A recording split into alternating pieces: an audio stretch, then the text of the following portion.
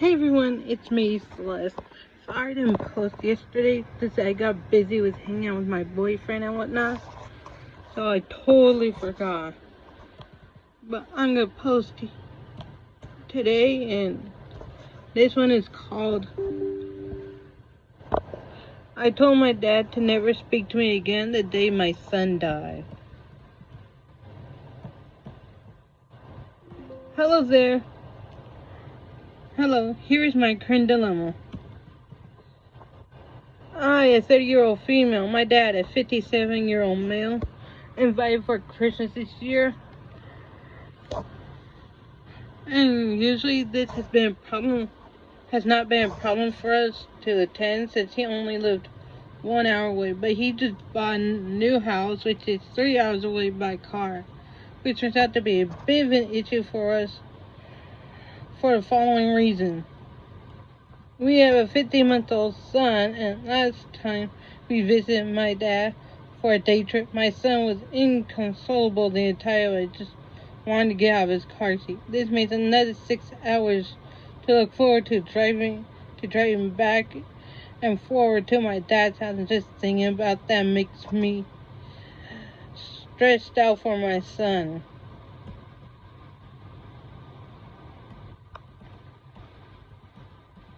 We do not have a car. We live in a city that doesn't require it, and we bike and take public transport. This means we will have to rent a car to get there, which is incredibly expensive in our country. We do not have a travel bed for my son, who still needs to sleep in a crib for safety reasons. My dad does not have a crib in his house. This means we need to go out and buy a crib just to use that one time at my dad's house. As a solution, I offer that we could celebrate Christmas at our place. But my dad, who has a car and no small children, refuses without giving any reason. I've told my dad that for my son's sake and for our son's sake, we cannot attend Christmas in his house this year.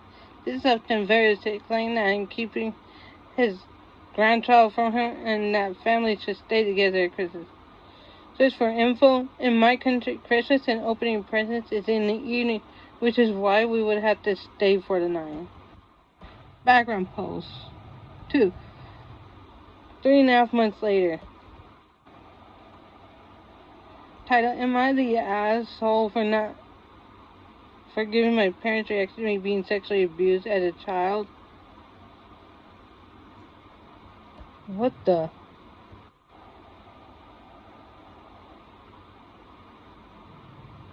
Oh, okay. First post was the title: Am I the asshole for not allowing my dad to see his grandchild for Christmas? Now post 2. When I, a 30-year-old female, was 6 to 11 years old, I was sexually abused by my maternal grandfather. I never told my parents what was going on, since I simply did not understand what was going on, and I didn't know it was wrong. It was never intercourse, but a lot of inappropriate touching, mostly him telling me to touch his private parts. At least that is what I remember. It all stopped when my grandfather died when I was 11. I kept what happened a secret to my family for a long time. I think it was a mix of shame and fear that kept me from saying the truth. But when I turned 16, I finally gathered up the courage and told them. I told my mom first, as she was always the one I could talk to about sensitive subjects. But to my shock and dismay, her first reaction was disbelief. She simply could not understand how her dad, who was a well-loved figure in her family, could do such a thing. He never abused me, she said. She also told me she would talk to my dad about it, so I she did. Fast forward 3 weeks later, I bring what happened up in a conversation with my dad. He's immediately shocked. Turns out my mom never told him. This progressed into a fight between my parents, and after that day, it was never spoken of again. My mom later passed away from cancer. I brought the whole situation with my dad the other day.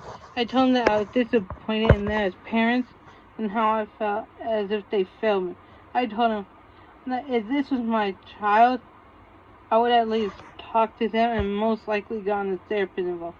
My dad told me that I never expressed a need for a therapist, so he did not know that I needed one. And I told him that was a child and had no idea what I needed, and that my parents should have guided me. So am I the asshole for being angry at my parents, even though I did not express a need for help?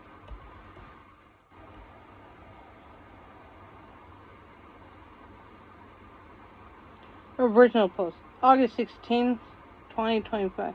Edit note, to clear up confusion, OOP's son was stillborn 32 weeks into the pregnancy. That's what my son at 32 weeks means. My son at 32 weeks passed away very recently. We knew it was going to happen, so we invited our closest family to say goodbye to him at the hospital. I've always had a very difficult relationship with my dad, but I decided that this was an important thing for him to be a part of. I also needed someone who could take care of our 3-year-old son at home while we were at the hospital and I was giving birth to our stillborn son. He calls me the day before he arrives asking when I expect to give birth. I tell him that I do not know exactly when the birth is induced and it could take anywhere between hours to days for my body to react to the medication. He responds, well, I need to let my work know how long I'll be away, so I need a better time frame than that. I repeat myself as I literally do not know when I'll go into labor, but he keeps pressing me for a more precise answer with quotes like, the hospital must know, just ask a doctor, they will know, etc. In the end, my husband has to grab the phone and tell my dad to figure it out with his words. My dad then arrives with his girlfriend and is, throughout the entire day, extremely visibly distraught. I think to myself, wow, he really cares. And I feel incredibly bad for him. But I also know it's some strange behavior from him. Throughout the 3 hours he was there, he just places himself in a corner in a complete zombie state. He doesn't want to console me or my husband. He doesn't want to take the initiative to go for a walk with a 3-year-old son and talk to him. He just sits there without a single word, and I have to handle my son while I'm also trying to arrange paperwork with the hospital about my stillborn baby. The only thing my dad tells me that day is, you should probably go home to your 3-year-old. He's very confused and he needs you. At this point, I had just given birth to my son 3 hours prior to that, been hospitalized for bleeding. My dad then ends up walking out of the room and taking the elevator down. My husband, being a bit worried about him, follows and asks him, what is going on? My dad then looks at him and says, my girlfriend and I broke up. My husband doesn't react much other than telling him he is sorry. My husband also decides to keep it from me for the time being because I am dealing with enough grief at that point. Later in the day, we all return home. My dad still sitting motionless on the couch, staring into the room.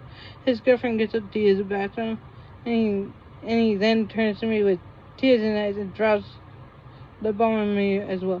We broke up, but I don't want to talk about it right now. Clearly, he was trying to keep this announcement a secret from his now ex since he waited to tell me until she left the room. In that moment, I can't take him.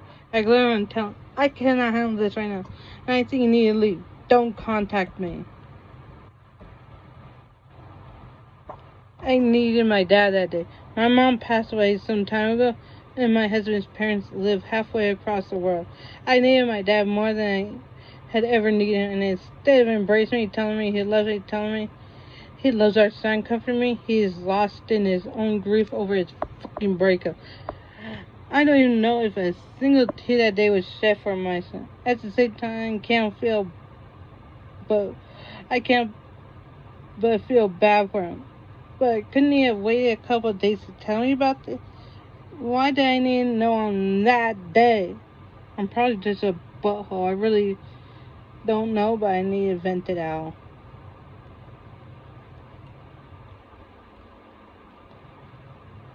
Update. Next day. My dad called today 4 times. I did not want to talk to him, so I asked my husband if he could do it. I was genuinely afraid something had happened. My dad used 30 seconds on asking how we are. The conversation immediately turned into him complaining about his now ex, We started telling my husband about how he was already signed up for a dating site because now he needs to find a new girlfriend. My dad called my grandma and complained about how difficult it was being during his visit. As well because I didn't ask why he was so sick. I have blocked my dad from every possible contact, and I'll never let him near my family again. Wow. This dad is... Yeah, like this Redditor coming in the Nile. Like how coming in the Nile said her father has the IQ of a turnip. What a thoughtless creature. Really thoughtless. I mean,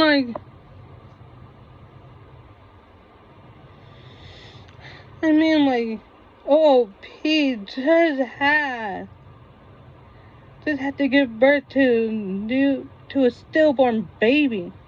And yet he was like, woe is me is woey. Dude.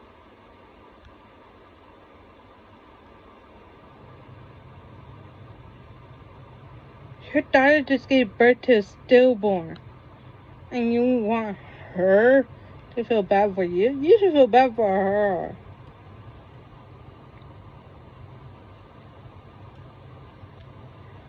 This is a malicious compliance story called Manager said no phones during work hours, period.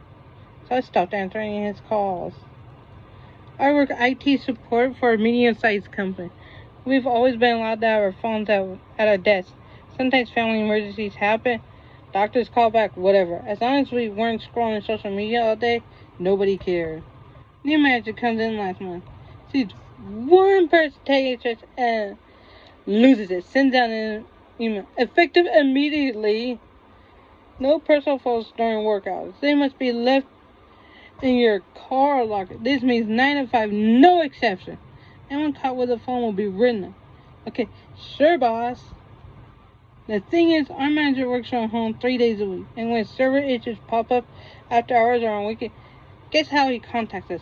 That's right, a personal phone. We don't have company phones. Friday afternoon, 4:45 p.m. Major server issue. I see it. Could fix it in 10 minutes, but my phone is in my car as per policy. I come transfer work at 5 and walk out. By the time I got to my car and checked my phone, at 5:15, I have 17 missed calls and a string of increasingly panicked texts from manager. The server's been down for 30 minutes. Multiple departments. Can't do anything. I call him back. Hey, just got to my car, saw your calls. What's up? He's furious. Molly and seizing, asking why I dance. I remind him about the no phones policy. It says different. This was emergent. Finding out his email said no exception. And I was just following policy to avoid work. Monday morning, personal phones are permitted at desk for emergency purposes. Back to normal then.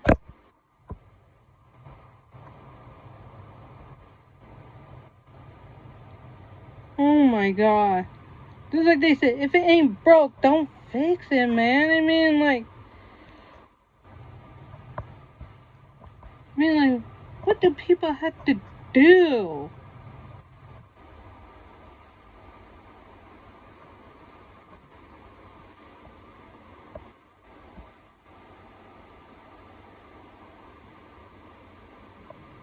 There's another malicious compliance call. Matt says I must chat in the group chat.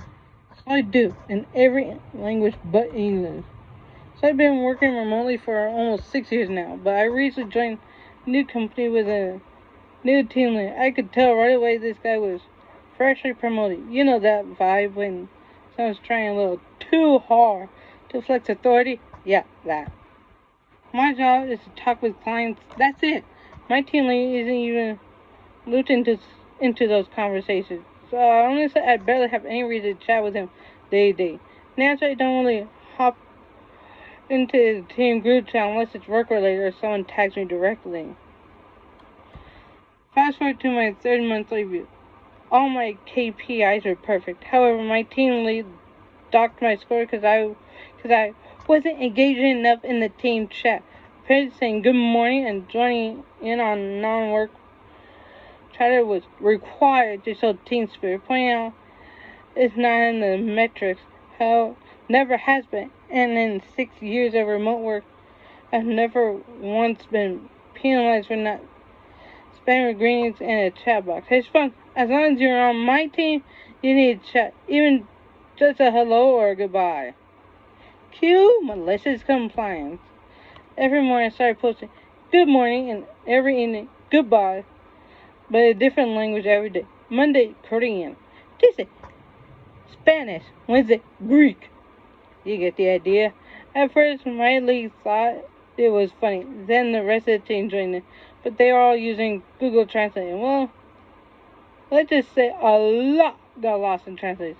Some sentences even got flagged by our assistant. And eventually, the general manager, his boss, had to ask what on earth was happening. Suddenly, my team leader wasn't laughing anymore. He DM'd me saying, please just read English from now on. Then he threatened if I didn't stop, he report me to the general manager. So far, I'm 3 weeks in, still greeting the team in whatever language I feel. Still waiting for that GM call. Oh my god. So what if he doesn't say hello and goodbye? If he at least participates a little, that's at least something. Oh my god.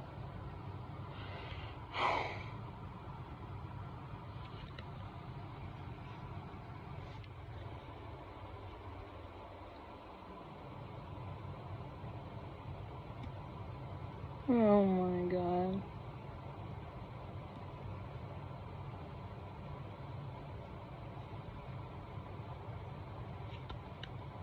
This is a best of Reddit updates called Am I the A for blocking my friend of 10 years after she committed a HIPAA violation against me?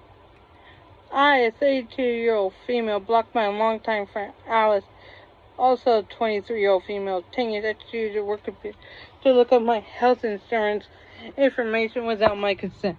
The worst part is, she took a photo of it, sent it through messages which her boyfriend 1 year has access to. Some context. From my POV, her boyfriend is leeching off of her. She spent thousands of dollars on dates, including a motorcycle that was impounded by police because he didn't bother getting his license or permit. He has used her credit card to buy drugs, has driven her car while intoxicated, and uses everything she owns, including her laptop that he uses to read all of her private conversations. I fear he is isolating her from everyone around her, and it's working. When I saw the photo, she laughed it off, and I was scared but pissed. I asked her why she would do that, and she said she was just kids. I asked her, how stupid could she be, not knowing what HIPAA was if she works at a doctor's clinic? She never responded and left me on red. I assumed to run to our other friend, Bella.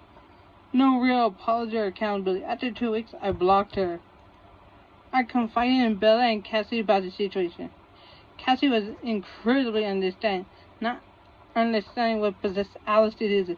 Bella, on the other hand, loves to play devil's advocate and always had animosity towards me. Bella said that Alice had only had good intentions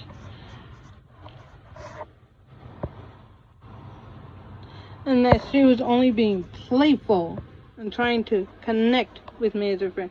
I found BS and explained that if Alice wanted to connect with me, she could have been an adult and communicated with me, asking for permission before risking a job, committing a HIPAA violation, and possibly leaking my information. I told Bella, what if my SSN was on there? What if Alice's boyfriend saw it as an opportunity to take credit cards out on my name? Days passed. Bella wants to hang out. I agree, but wondered that if I blocked Alice and that we were no longer friends. I told her that she and Cassie were welcome to stay friends with us, but that I want to hang out separately. Bella leaves me on red and doesn't reply for days. When she does, she responds along the lines of, I'm sorry that I hurt you, but that if you didn't want my opinion, you should have said so. Next time, I'll keep it to myself. It's clear we both have very different opinions about things. And I don't know, it felt like she was pushing the blame back to me instead of taking accountability. This week, Cassie and I were supposed to hang out. She flicked the first day, claiming she took an extra shift but then ghosted me completely the second time. After a few days, she apologized and asked if I'm free this week. I said, depends. Have you heard from Bella? She replied, yeah, I went out with her yesterday. Why? Did you want to do something with all of us together? I realized that Bella, who mentioned in her apology that text that Cassie mentioned a jewelry stand and that we should all go, had gone with Cassie to that same stand the day Cassie and I were supposed to hang out. After Bella dropped, Cassie also texted me with an apology message. I've been trying to spend time with both only to be ghosted and left behind. I feel like they used the opportunity to discuss things behind my back. Now I feel like I'm being iced out. I'm starting to feel like they're planning some intention/ambush to get me to forgive Alice. The trust again, and I feel her.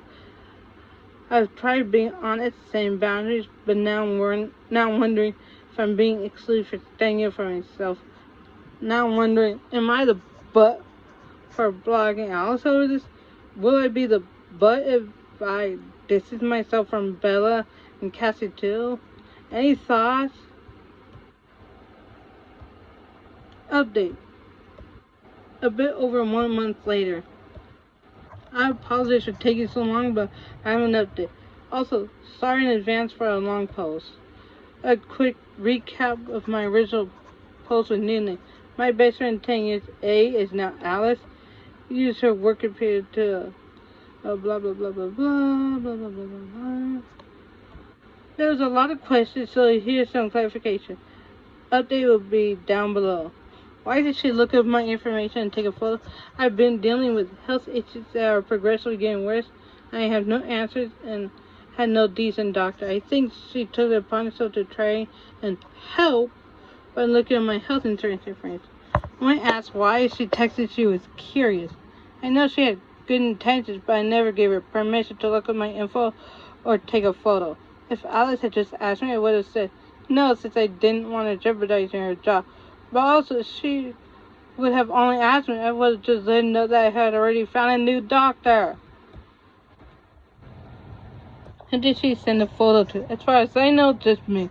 My boyfriend uses her laptop and basically everything she owns. I believe he's read our conversation, which I had no clue until he brought up my health concerns that I could find in Alice, and also sent me a few messages not clarifying it was him.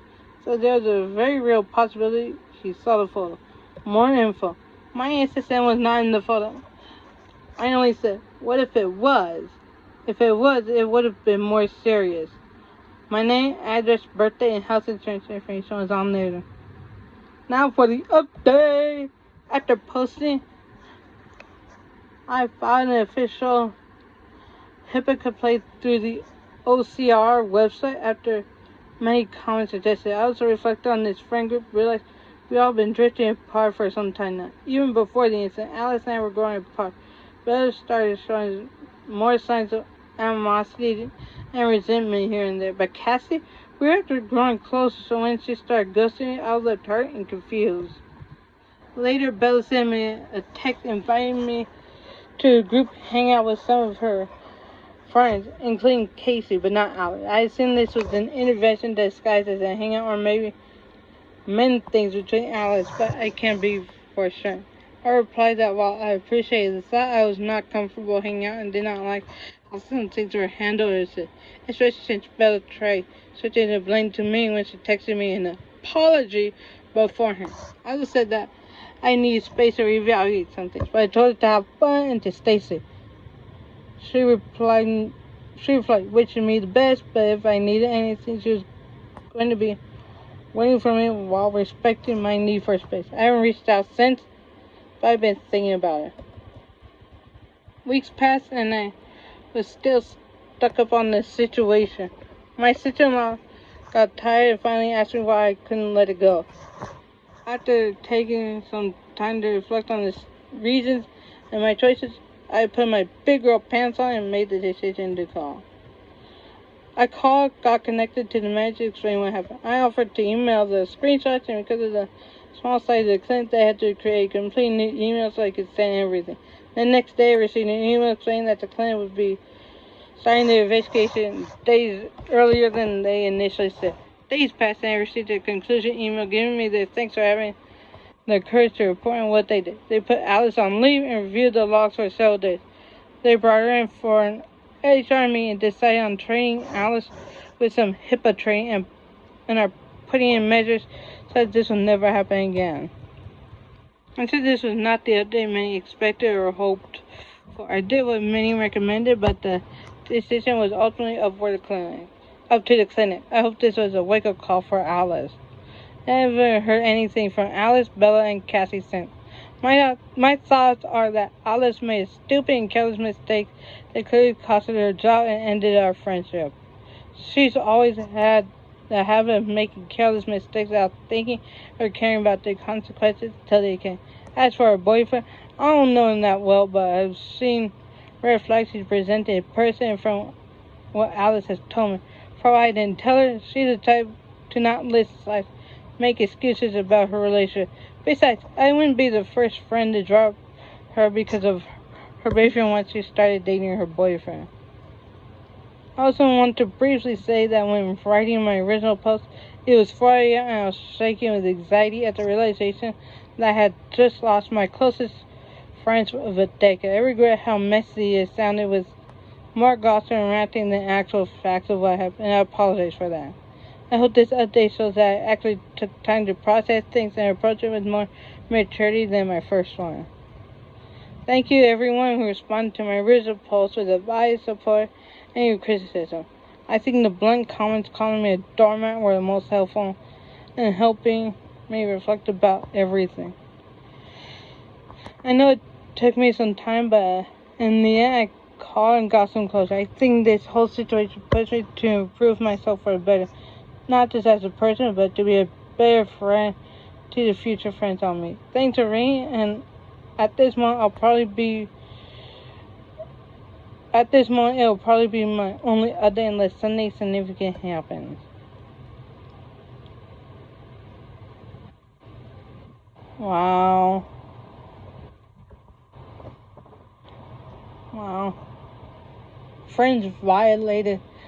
Her friend Alice violated HIPAA laws, and now she's suffering the consequences. And the friendship is broken, has been broken, but OP didn't want to be broken. But friends drift away. It happened. I mean, like, me and Alicia, we used to hang out a lot. But now we're just drifting apart because that's what happened. We haven't even hung out for like 2 years now. Oops. I need to hang out with her again, but I don't have the money right now because I don't have a job. I've kind of sort of been laid off. So now I've been trying to find a job. Nothing's working. I think people hate me, but I'm not sure. Anyways, yeah, it just happens. So, please rate, subscribe, and comment down below. Talk to you all tomorrow.